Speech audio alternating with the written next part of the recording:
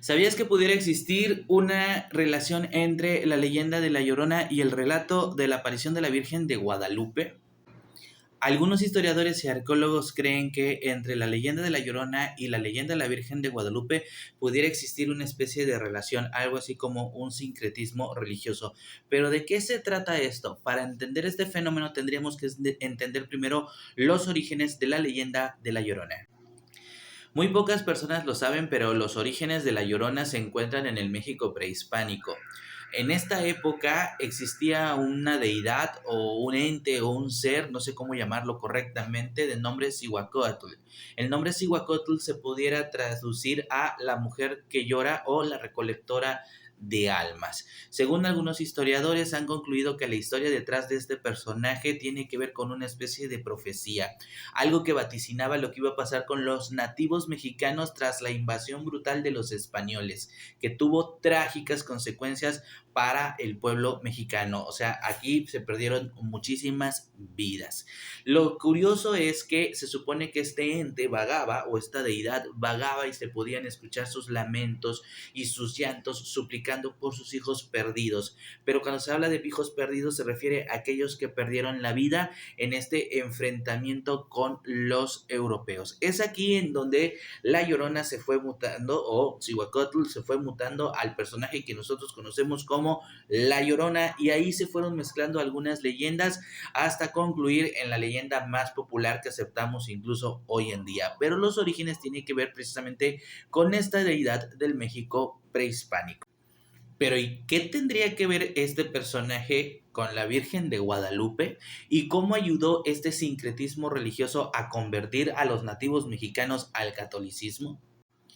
Gracias a San Bernardino de Sahagún, hoy entendemos que los primeros mexicanos, tras la aparición o la supuesta aparición de la Virgen de Guadalupe de 1531, los primeros mexicanos acudían a los templos del Tepeyac no para adorar a la Virgen católica. Fingían hacerlo, pero en realidad seguían dando veneración a su diosa Tonantzin. Aquí es donde viene lo interesante. Algunos arqueólogos e historiadores han concluido que Tonantzin y Cihuacóatl pudieran representar a la misma deidad, al menos para los nativos de aquella época. Y en algunos pasajes de los escritos de Bernardino Sahagún también él hace esta referencia de que los nativos en realidad no adoran a la Virgen de Guadalupe, sino adoran a sus propias deidades, y entre ellas menciona precisamente a Cihuacóatl como si estuviera refiriéndose a Tonantzin. Ahora, pasa algo muy curioso con este dato. Bernardino de Sahagún se mostraba muy enfadado y muy enojado de que los nativos tuvieran este tipo de prácticas, fingir que adoraban a la Virgen de Guadalupe, pero en realidad en el fondo seguir adorando a Tonantzin o seguir adorando a Cihuacóatl.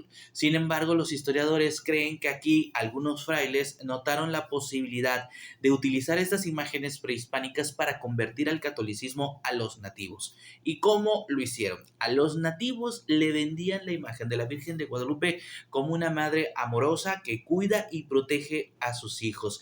Es aquí en donde pudieron empezar a explotar la imagen de Cihuacóatl, otra madre, una deidad que lloraba por sus hijos fallecidos tras la invasión sangrienta de los españoles.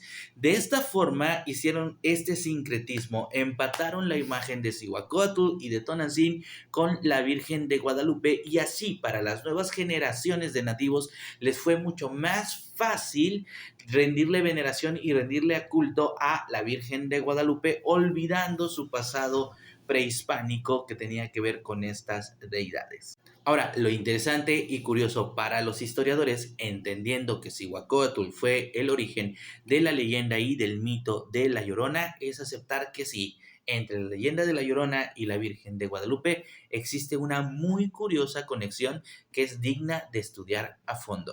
¿Te sabías este dato? ¿Qué opinas de ello?